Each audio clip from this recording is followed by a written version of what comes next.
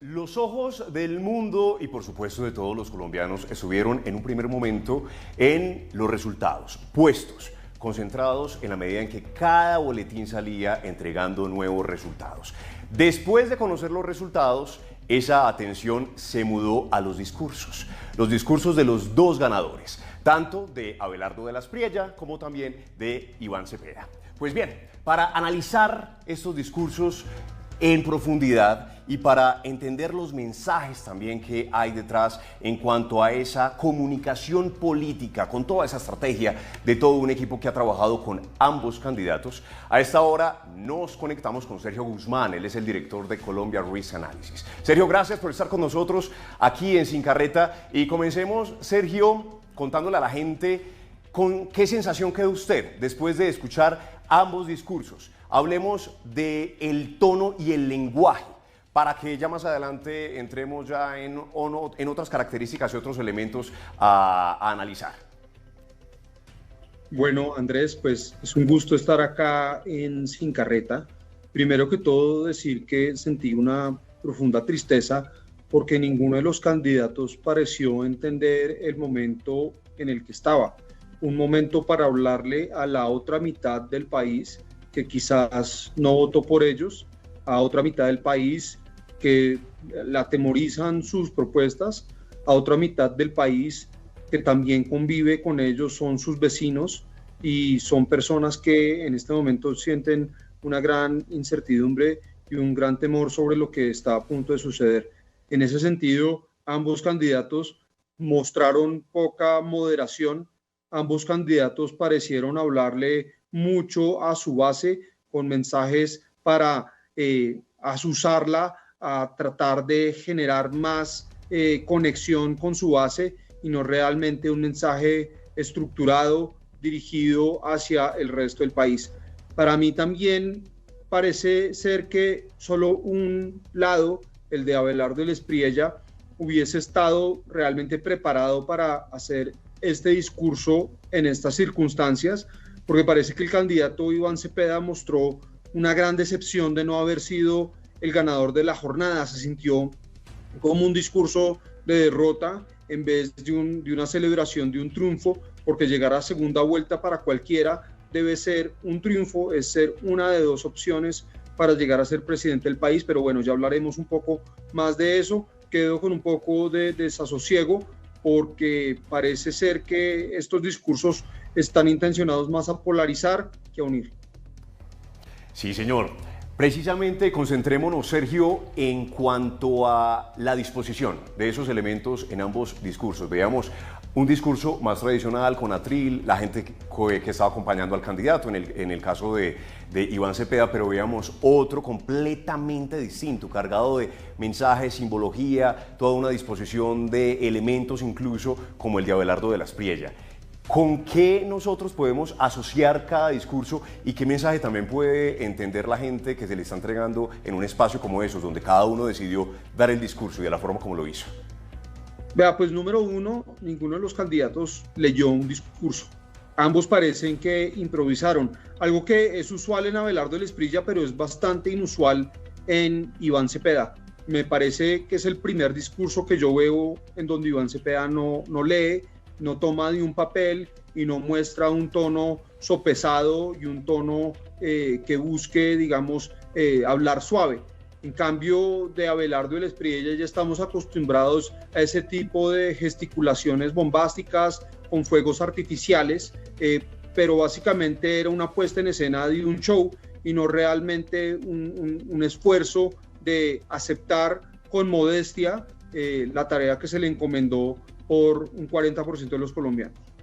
Sergio, sabemos que en medio de este tipo de discursos hay una clara intención, una emocionalidad alrededor de esa construcción de los mensajes, más en este momento en donde la conversación en el país, con la ausencia justamente de los debates entre estos dos señores que están ya a la cabeza y están disputándose la presidencia de la República, digamos que han generado más división y más confrontación. En el tono y en la construcción de esos discursos de ambos, ¿qué podríamos nosotros como colombianos que destacar o quedarnos de acuerdo con la administración que ellos hicieron en los tiempos y con las estrategias que trazaron? Bueno, Andrés, pues primero lo que a mí me parece importante es que este discurso es la oportunidad de lanzar una candidatura con un mensaje distinto al que previamente estaban exhibiendo los candidatos.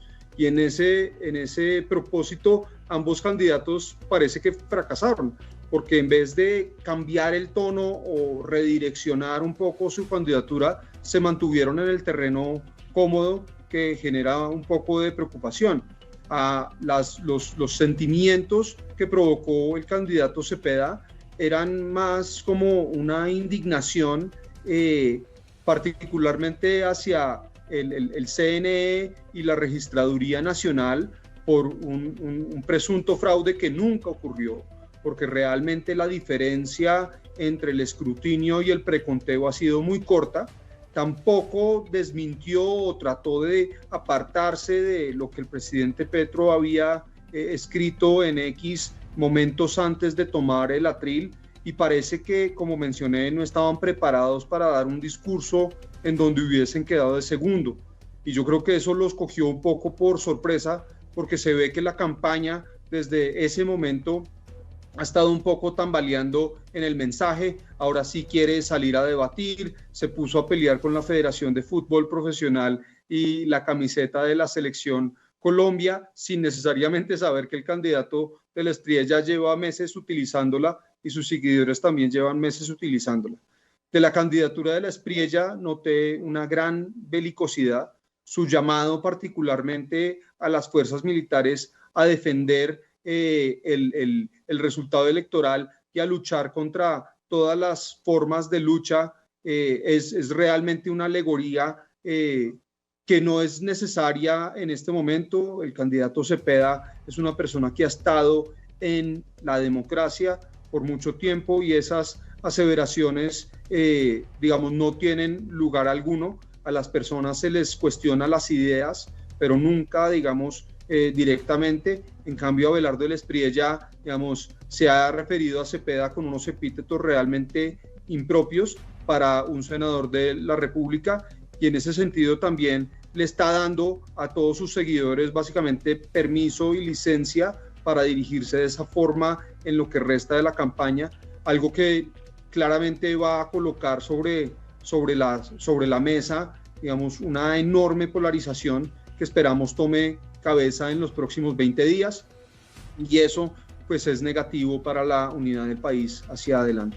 Los debates, Sergio, se comportan como esos espacios plurales, incluyentes, de comunicación, cargados también de elementos sobre esas propuestas, esos planes, esas iniciativas que tienen, en este caso, estos dos personajes que ya están disputándose la presidencia de la República y en los cuales no han podido estar. Ya ha habido, como usted bien lo mencionaba, esas provocaciones, esas invitaciones al ya entrar en un debate. ¿Usted cree que se va a dar un debate entre ellos dos de acá a la próxima semana, antes del 21 de junio? Pues mire, es muy difícil, porque pues ya Iván Cepeda dijo que emplazaba a Abelardo del Espriella a dar un debate, y Abelardo le contestó que sí, y después Cepeda dijo que iba a nombrar a dos compromisarios para que acordaran las condiciones. Y eso es carreta. O sea, lo que hemos visto de ambos candidatos es unas ganas realmente de controlar el mensaje, de no ser cuestionados abiertamente, de no debatir, de hablarle a su base y a sus redes sociales. Yo, como demócrata, quiero que haya un debate, quiero que a los candidatos se les pregunte sobre su pasado, se les pregunte sobre sus ideas, se les pregunte sobre sus propuestas, y que tengamos la oportunidad de ver una confrontación de ideas. Pero el tono que ambos parecen estar trayendo a la mesa sugiere que lo opuesto va a ocurrir, que va a ser una tiradera de fango, y realmente se van a decir cosas impropias que van a levantar mucha más sospecha, y que van a atizar la polarización de este país aún más. Yo creo que ninguno de los dos candidatos parece entender que el país está en un momento realmente sensible, que aquí tenemos un historial de violencia política grande, que esto es un polvorín y que están jugando con fuego encima de un polvorín. Y eso me parece que es irresponsable, número uno, y que también podría tener unas consecuencias no intencionadas que después van a ser muy difíciles de reversar.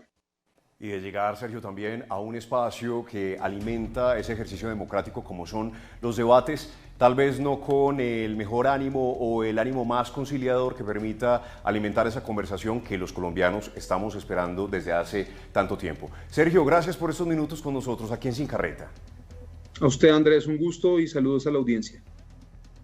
Las elecciones en Colombia no han pasado para nada desapercibidas en el mundo. Hay muchísimas reacciones de lo que pasó ayer en nuestro país. Por eso a esta hora nos conectamos con Pablo Castro, coordinador internacional de Noticentro 1. Pablo, buenas noches. Andrés y televidentes, feliz noche. Pues el escenario tras la primera vuelta presidencial en Colombia ha despertado una intensa atención en la comunidad internacional, consolidando al país como el epicentro de un debate regional sobre el futuro de las democracias.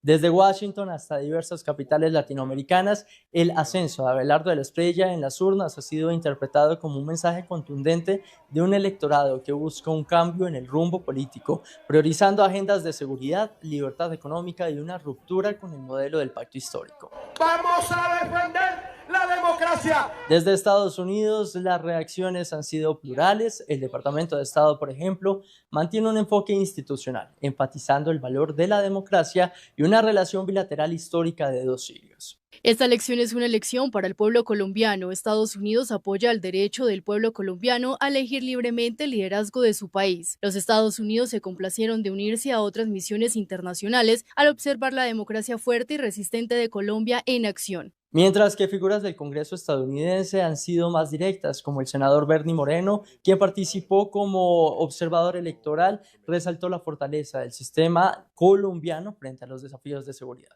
Felicitaciones a Abelardo de la Espriella por recibir la mayor cantidad de votos. La belleza de la democracia se mostró plenamente mientras el pueblo de Colombia ejerció su poder para trazar su futuro en sus propias manos, con sus propias voces. Como observador estoy lleno de orgullo por haber sido invitado y por haber presenciado esta elección histórica. En el contexto regional, la victoria de la Espriella ha sido celebrada como un triunfo de las ideas conservadoras, pues líderes como el presidente de Ecuador, Daniel Noboa, la dirigente venezolana María Corina Machado y el presidente de Chile, José Antonio Kast, han enviado mensajes de respaldo, calificando el proceso como una jornada ejemplar. Felicidades a Abelardo de la Espriella por una gran victoria. Lamentablemente, ser mal perdedor es algo contagioso. Correa logró contagiar a otros de la región. Éxitos en la segunda vuelta. El pueblo colombiano necesita un cambio real. Mis felicitaciones al pueblo colombiano por una ejemplar jornada electoral y al ganador de la misma, Abelardo de la Espriella, a quien deseo mucho éxito en la próxima etapa. Confío en que en este proceso fortalecerá las instituciones democráticas de Colombia e impulsará su crecimiento económico y su seguridad. Felicito al candidato Abelardo de la Espriella por su gran triunfo en la elección y le deseo el mayor de los éxitos en la segunda vuelta. Una Colombia más segura y libre es una buena noticia para toda la región. Para estos líderes, el avance del candidato es una señal positiva para el continente, sugiriendo que la región podría estar entrando en una fase de mayor alineamiento ideológico conservador en medio de críticas compartidas hacia los sectores de izquierda. Este despliegue de pronunciamientos internacionales no solo marca un hito en la cobertura global de las elecciones colombianas, sino que también subraya la profunda expectativa ante la segunda vuelta del 21 de junio. Para Sin Carreta, Pablo Castro, Noticentro.